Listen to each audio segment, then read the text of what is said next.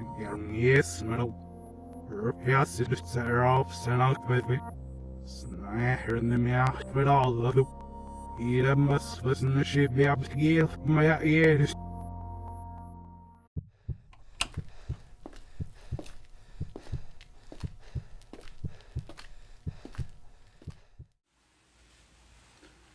Hello, and welcome to another installment of Plagued by Visions, where we explore literature, or do we? What are we here for? Do we explore literature, or does literature explore us? Reading is just deciphering symbols and drowning in inscriptions and the feverish hallucinations they incite. How much do we read? Can you read, or do you just think you can? How long can we read before you can no longer read?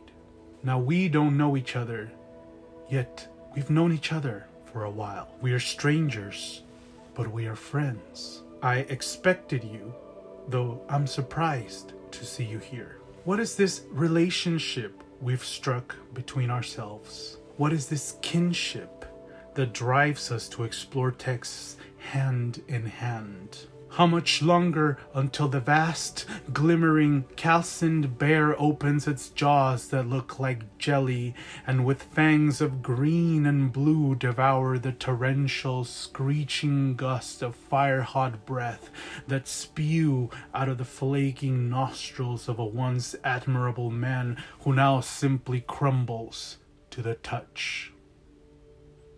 That question doesn't make any fucking sense, does it? Yes, that's what we're gonna talk about today. An enigma, a mystery, the bewildering assaults on the senses that leave us without answers, without reason, without understanding. To be mystified, perplexed, comprehension beyond reach. Fiction is often a revelation, the truth hidden in lies. But in a lot of fiction, truth often remains hidden, out of sight, or iced over by a style, or a turn of phrase, or a fractured narrative that leaves us scratching our heads, pondering a deeper truth that perhaps our puny little brains will never sort out. Such titles have been a source of fascination for me. Therefore, today we are delving into 10 of the most confusing, bewildering, mysterious, and enigmatic texts that I have ever come across. My top 10 most mystifying novels. Now, mind you, some distinctions might be necessary. Previously, I have covered the topic of unreadable and undecipherable texts. Texts that are mysterious, but only because of their unwieldy or experimental nature. Today we are moving beyond simple unreadability, and though some of the titles we are covering today may indeed contain some of this unreadability, for the most part they are very much readable and are mystifying for other reasons. So no Joyce or Faulkner today, I'm afraid. Moreover, I have also covered weird books that follow peculiar or eccentric storylines, and which may be bewildering in their own right, but mostly due to just their strangeness. Some of these storylines we are covering today may indeed be weird in their own right. However, the theme today, that which is mystifying, goes beyond simple weirdness, so a little explanation is at hand. And trust me, this is one of the last instances in which such a thing as explanations will be made available. I am referring to titles whose meaning is so obfuscated, whose disposition is so unmanageable, and which are impactful perhaps because of the unknowable nature of their subject matter, and perhaps because the topics they cover and the way that the authors have chosen to go about covering these topics is so dense and rich with arcane allusions or Kabbalistic inclinations. As you'll see, these texts will be varied. Some will experiment with form, leading to puzzling reading experiences, but others will be much more straightforward, traditional stories. However, the unfolding of events and conclusions of these stories, as straightforward as they may be, may contain keen ambiguity or lead or tease with a revelation so impactful that such implications will be enough to leave a glazed over and wondering look in the eyes of any reader daring enough to attempt to decipher its contents. Now, without further ado, let's experience the mystifying, the enigmatic, in no particular order other than alphabetically by author's last name. If you get a headache at any point during this list, be grateful. Pain is an overwhelming revelation that pricks and pounds simply because your brain is screaming for you to comprehend that you are alive. Or you could also take some Tylenol.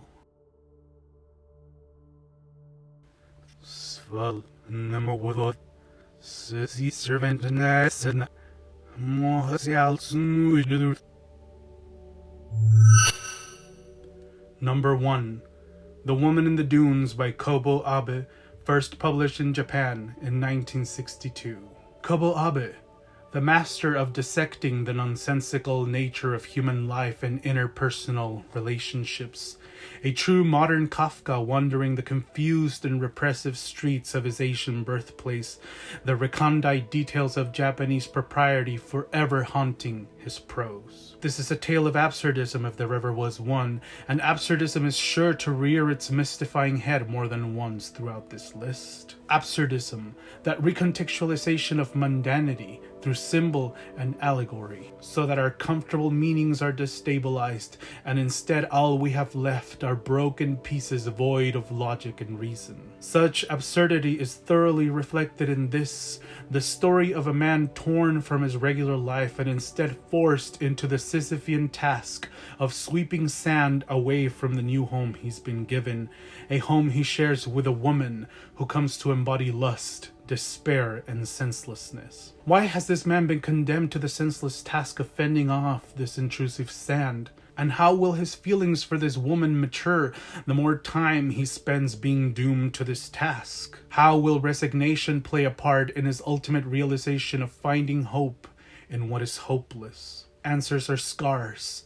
Explanations are irrelevant, for it is not the mystery itself that Abe seeks out to explore, but rather the consequence of such a mysterious turn of fate and its effects on the fragility of our minds, which depend on stability to stay afloat. Perhaps the biggest lesson here is that this resignation to oblivion that our main character slowly begins to fall into is the biggest comfort that can exist. What else will change in this man's life? Well, I will leave that up to you to investigate. With such an unforeseen premise, with a progression of events that seems senseless and cruel in its cold and inhuman rhythm, as far as mystifying goes, Kobo Abe is certainly one of the masters. Through the dunes, through the endless sand, through the despairing task of shoveling sand without an end in sight, Abe may also be attempting to recontextualize the meaning behind the value of labor. That, however, would be getting into the nitty-gritty of a Marxist read of this work,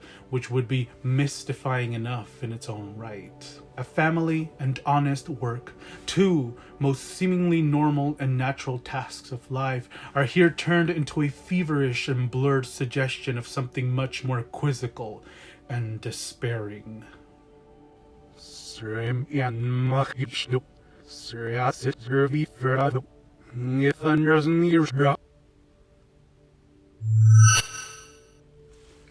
Number 2.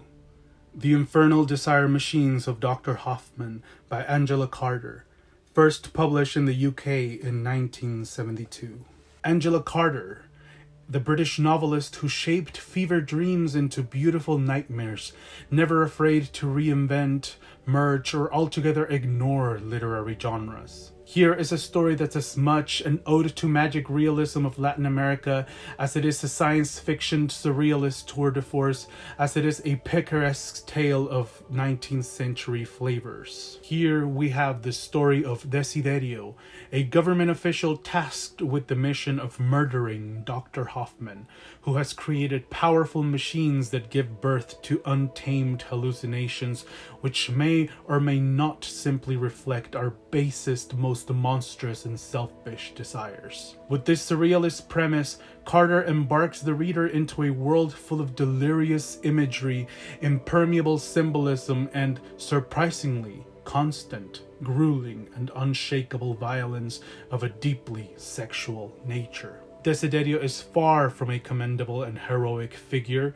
He is a man who follows his libido in tandem with his desires and lays down a wake of destruction in his path to murdering Hoffman, constantly obsessing over women and even forcefully acting on such obsessions. His characterization and course of action is mystifying in its own right, as Carter chooses to present us with this hero whose concerns and ultimate goals remain doubtful and obfuscated, and even though a turn towards the end hints to a certain kind of conclusion, his journey very much reads as one big question mark. And this treatment of sexual desire of a questionable nature further amplifies the enigmatic nature of motivation in general, which Carter chooses to deconstruct here. Desire, undesirable desire, to desire what one should not desire, and to be desired when you wish to be undesirable, and so on and so forth. This exploration of the mechanization of desire, of being able to project visions and manipulate humanity through these broadcasts to the point of destruction, is perhaps Carter's own indictment on television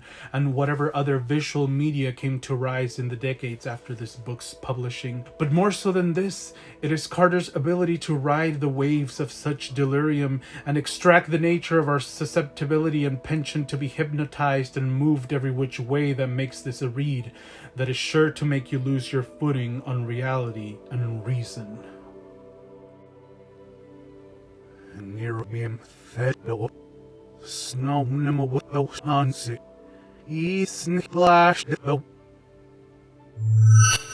Number 3, The Turn of the Screw by Henry James, first published in the UK in 1898. Henry James, the master of the ambiguous tale, the sower of unseen images and uncertain events. When it first appeared, The Turn of the Screw was seen as a simple, straightforward ghost story centering around a governess and her plight to try and protect the 2 children she cares for from evil apparitions that haunt the estate she looks after. However, lurking in the undercurrents of these ghostly apparitions is a baggage, a heft of erratic psychology that posits James's novella as a much more disquieting and impactful event. The tale is told from a framing narrative, so already before we even begin, we have a story that's being told second-handedly, with only vague knowledge of the events that lead to no solidity. Things here flow in vague and unsettling recollection, and then, at the center of it, there is a dynamic and ever-changing relationship between adults and children, and the things children experience and live through, which adults never learn of, let alone understand. The governess is accompanied only by these children through most of the narrative, and answers and comprehension are out the window throughout most of it. And as the ghosts finally make their appearance in the narrative, ghosts and hauntings here take on a much different, much more enigmatic flavor than usual. Ghosts here are only an impression upon time and space, a presence that's felt rather than seen, and they are filtered through an unreliable narrator who may or may not be having a psychological reaction stemming from other stimuli, perhaps psychosexual or insane in nature. As with other of his later novellas, such as The Beast in the Jungle, Henry James chooses to leave us off not with a grand revelation, a confirmation of suspicion, or a heroic deed, but rather the troubled final palpitations of a confused heart. This is truly a tale of the mysteries of life and the obsession with death that perhaps broods in the heart of even the most innocent souls. It is a human plight to try to protect children from death, but what do we make of moments like these, when death creeps so close that we can even taste the rotted, oniric nature of its apparition? Can we truly protect the young and innocent from something that can constrict any mortal mind with so much fear and unrest? I shall leave it undecided.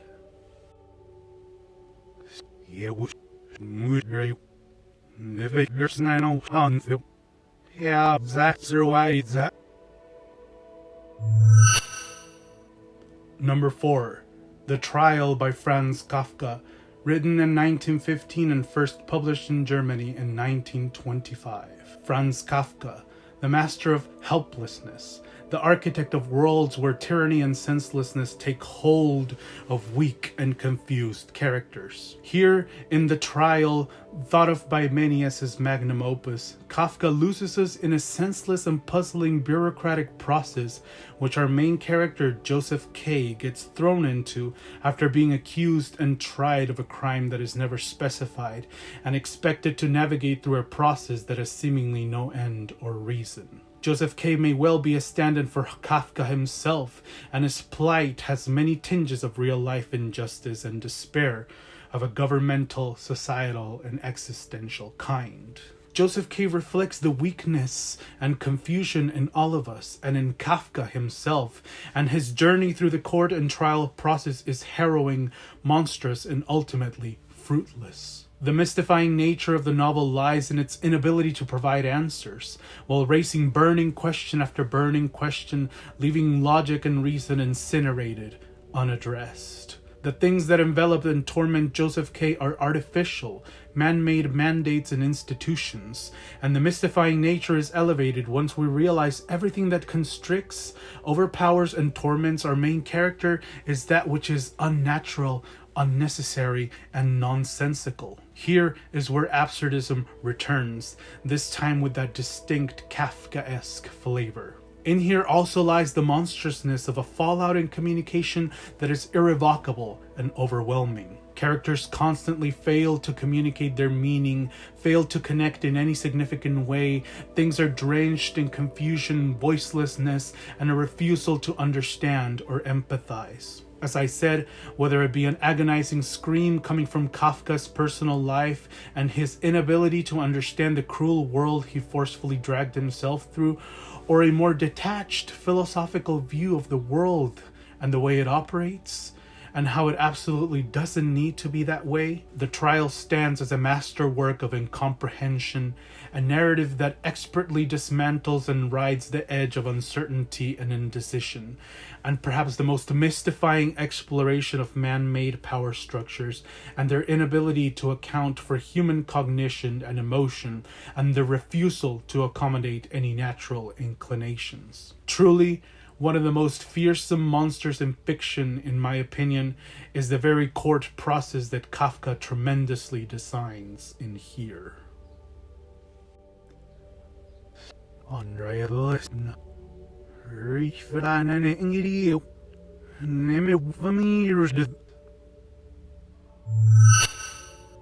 Number 5. Picnic at Hanging Rock by Joan Lindsay, first published in Australia in 1967. Joan Lindsay, who took her dreams and gave them meaning, who took reality and made it her fiction, and who haunted the minds of Australia with her power to tear down the fabric of veracity. Picnic at Hanging Rock tells the story of a group of girls who go for a picnic in the desolate Australian landscape, only for several of them to disappear without a trace and without a single explanation given. What follows is the town's reactions to their disappearance, speculation and accusation as to what really became of them, and the overall hysteria of being unable to come up with answers. Written in 1967, the book is set in 1900, and Lindsay's prose, filled with delirium and vagueness, bridges this historical gap and seems to impose itself as a part of a history that never actually happened. Quite mystifying indeed. The characters here act erratically, recollection is flimsy, and things never quite seem to follow logic, never quite seem to want to arrive at truth. What we also have here is an exploration of the ferocity of the Australian ecosystem, contrasted against the highly refined aristocratic settlers, embroiled in their day-to-day affairs and completely unprepared to face the mysteries of their harsh and cruel environment. It is truly a novel about people who are unable to cope. Lindsay frames this novel as a real story, although in the years following its publication, it was learned that it was fiction, and yet Lindsay masterfully folds fiction and truth into themselves. We have an nonsensical, absurd, and improbable event at its core, and yet all its adornments suggested is tangible history, and they suggested it well enough, as its initial publication managed to capture the minds and imaginations of Australia at large, the populace left confounded and doubtful whether this really happened or not. What happened to these girls? Where did they go? What say did nature have in this? Are we reading truth? Are we being swallowed by fiction? How easily can we separate between fact and fiction? How much do we want to believe in truth? How much can we believe in truth? Even if we know things to be false, can they still haunt us like real things do? One by one, these mysteries pile on as the story progresses, and by now you should know, drowning questions and a lack of answers abound within here.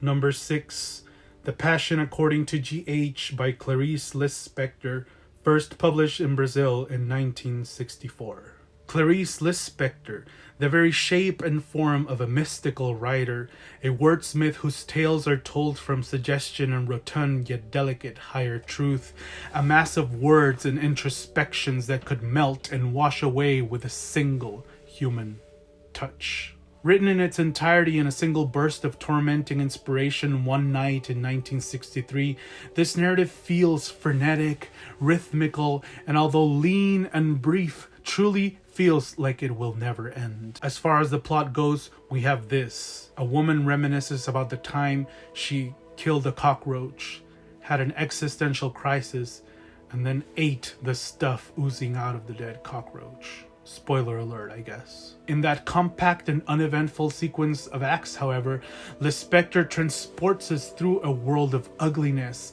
anger, reflection, and folds upon folds upon folds of language and its hidden truths, as well as its blatant lies. Lispector here truly incorporates a language of her own, exquisitely detailing a narrative that's not a narrative at all. This book, structured in sections that are seamless yet demarcated by separations, is a flurry of cycles that massages the same events from different angles, finding the pressure points from which Lispector utters out, in guttural wails as well as quiet whimpers, the ferocity of discontent and the almost inhuman vantage point through which Lispector chooses to display these ideas. Our narrator is not so much a character as a vessel, a starting point that then becomes distended and unravels into a smooth cacophony of textual play and sensual rumination. Ultimately, what is Lispector trying to say in this book?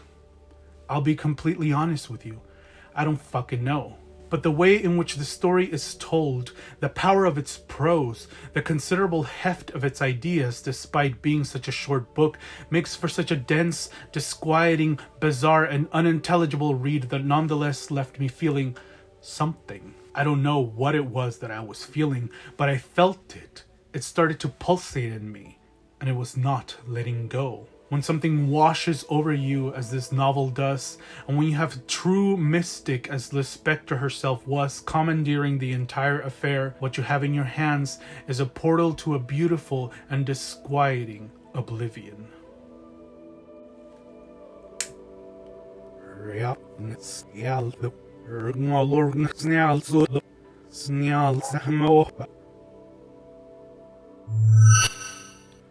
Number 7. Pale Fire by Vladimir Nabokov, first published in the US in 1962.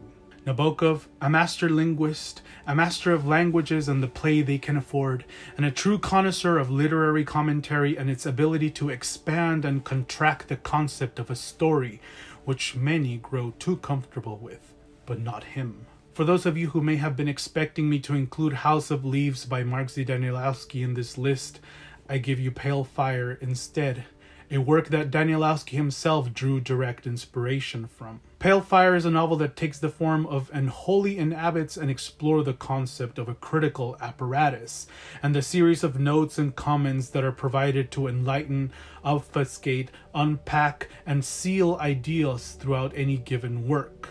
In an age where most of us browse the internet every day, it has become ubiquitous to come across blue text, which, if clicked, leads to another heft of information, varying threads, interconnected flurries of knowledge. The very form in which we experience text day to day nowadays is entirely contained with Nabokov's visionary work. Here we have a 999-line poem titled Pale Fire, which narratively unfolds the life of its fictional author, John Shade. The poem, however, is also replete with annotations and commentary from Shade's editor, Charles Kimboat, who has his own voice and own story to tell regarding his relationship to Shade. Kimboat's story is interposed atop, besides, and within the text of the poem, in constant communication with it, but also going off on its own tangential journeys, so that the reading experience itself is deconstructed the more we attempt to explore this text. Nabokov leaves this style of reading entirely up to the reader,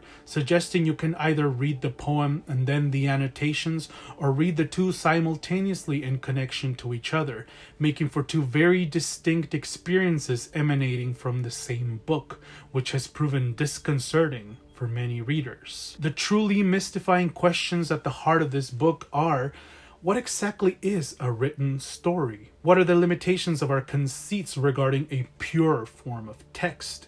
And how can a single text provide alternate forms of reading? This destabilization of the narrative, of the very nature of print, and its running commentary on annotation and interposed interpretation make Nabokov's novel, if it can even be called that, one of the most mystifying deconstructions of the very nature of reading and writing.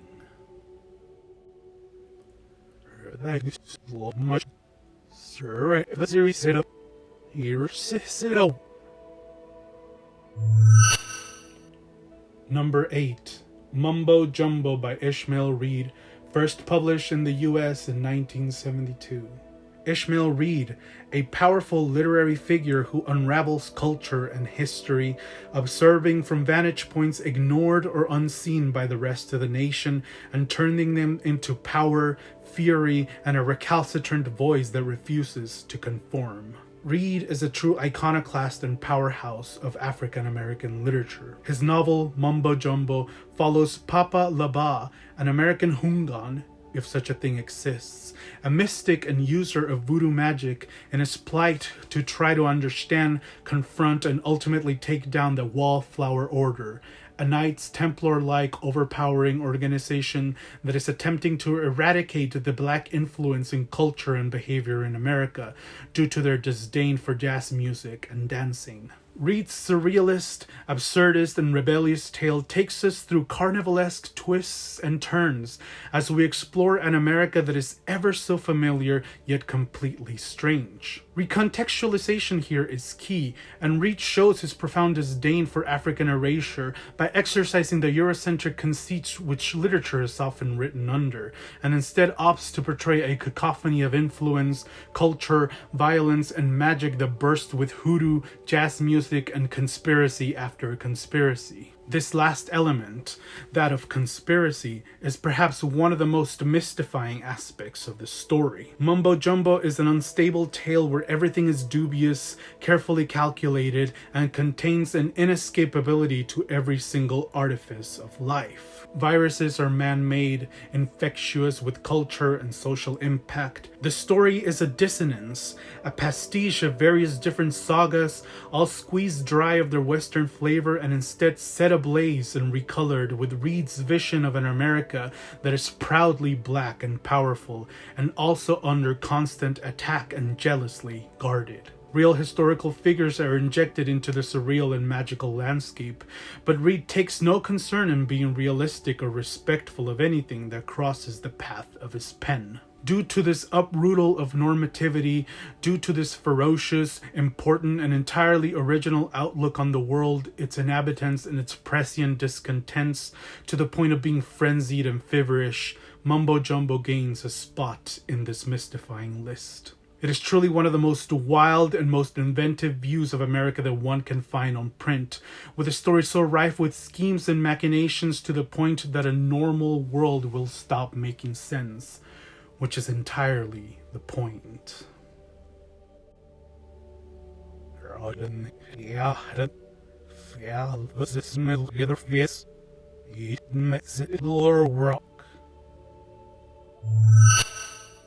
Number 9. Roadside Picnic by Arkady and Boris Strugatsky, first published in the Soviet Union in 1972. The Strugatskys, visionaries who saw the world not as the infinite space to which we are anchored, but a mere passing glimpse into the true vastness of the mysteries of life. Authors who wondered what we truly look like to the rest of existence and not just to ourselves. Roadside Picnic is a science fiction novel that deals with the concept of an Earth post-alien invasion. However, the invasion was no significant encounter between realms, nor a tension-filled all-out war, nor a friendly union of species. The invasion here was only in passing. For the aliens, which are never seen, our world was only a temporary stop, and the impact of their visit was left behind absent-mindedly, just as one would leave their trash and debris behind after a picnic, out in the wilderness to leave insects and wildlife bewildered by such foreign enigmatic objects. So too, here, humanity is captivated and puzzled by the artifacts that this unseen alien race has left behind like junk, and it is largely a story of humanity trying to sort out this debris, finding meaning and holding on to hope through the incomprehensible alien artifacts that hold power beyond our grasp. This is one of the most powerful redefinitions of mankind, but it is as much an exploration of our littleness as it is an exploration of the vastness of our souls and emotion, as the pivotal moments in here concern the power of hatred, resignation, and our constant penchant for destruction. The Strugatskys have written a tale in which life is imperiled by an incomprehensible encounter, and in which the only conclusion we are able to draw through such mystical and powerful remnants is the search for how to destroy ourselves. Truly a Cold War-era masterpiece of melancholy, anger, and still, in the undercurrents, there is a hope towards the beauty and resilience of the world. Taking the world, taking humanity, and infusing it with a raw energy that's unstable and fantastic, ensnaring the soul with a desperation for survival and futile attempts at recognizing what our place in the universe truly is. These are the things the Strugatskys have left in the wake of their writing.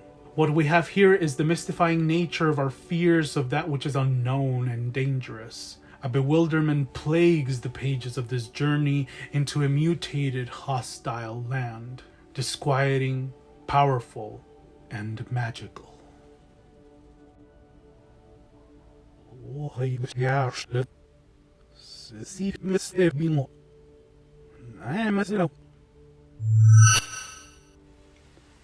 Number 10. Jacob's Room by Virginia Woolf, first published in the UK in 1922. Virginia Woolf, the seer of humanity in its flowing and ebbing parts, recognizer of the truth behind the endless torrents of emotions that unravel our physicality, the interconnected and sensible attunements that make us whole and tear us apart. This, one of her early novels, is the story of Jacob Flanders, although Jacob Flanders never appears in the book. It is a story of his life, yet it is a life that barely exists within these pages. Jacob is only a vague symbol, a taciturn pivot, aggrandized and shrunk by the memorializing aspect of the novel's narrative. For you see, within these pages, Jacob Flanders is only described through the visions and perspectives of other characters, mainly the women whom he encounters throughout his life. It is a novel of impressions, intangible memories, vague, hazy views into what makes a person a person. It is truly modernist, for modernism always held that concern for the individual following World War I, which in its wake left a fragmented view of humanity. The common question asked during these times was, what are we as people, as individuals, as a whole? Previous to this, a narrative tale always held on to its physicality and was always presented with solidity and a streamlined view of the bodies which danced around from page to page. But soon after, through the progression of barbaric history, no longer was there a holistic concept of the human, of the body. Here, Woolf has decentralized the very concept of a main character. Main characters are usually what anchor us to a narrative. They are the vessels of introspection that lead the way, allow us to vicariously experience real emotion and center ourselves within the fictitious world we are thrown into. Yet, here, Jacob is akin to a ghost.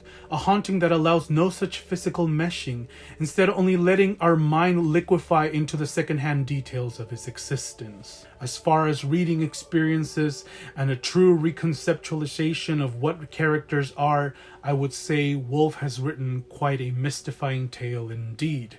For we are left not with a feeling of familiarity or kinship with Jacob, even though we witness most of his life, but rather a secondhand indentation of his existence in our brain, blurry, vanishing, only a fleeting light that shines and darkens in the eye of our mind.